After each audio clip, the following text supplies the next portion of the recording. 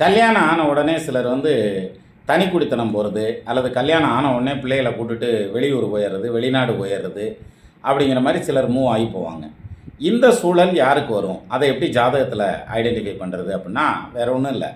12ஆம் இடத்துல செவ்வாய் இருந்து அதோட ராகு ஏதாவது ஒரு விதத்தில் தொடர்பு, அதாவது 12ல் இருக்க செவ்வாய் ராகுவை பார்க்குறதுங்கிறது, அல்லது 12ல் இருக்க செவ்வாயை ராகு பார்க்கறது, அல்லது ராகுவும் செவ்வாயும் சேர்ந்துருக்கிறதுங்கிறது 12ஆம் இடத்துல இந்த மாதிரி இருந்ததுன்னா, கல்யாணம் ஆன உடனே அவங்க தனி குடித்தனம் போகிறதுக்கான அமைப்பு, அதாவது கணவருடைய ஜாதகத்தில் அந்த மாதிரி இருந்துச்சுன்னா இடம் விட்டு இடம் மாறுவாங்க.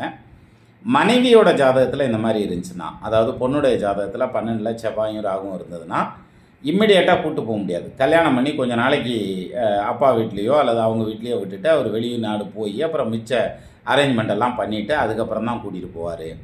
அதே செவ்வாய் வக்ரமாகி ராகுவோட இணைஞ்சிருந்தால் கல்யாணம் ஆன உடனே கூட்டிகிட்டு போயிடுவாங்க. அப்போ 12ல் செவ்வாய் ராகு பாதிக்காது.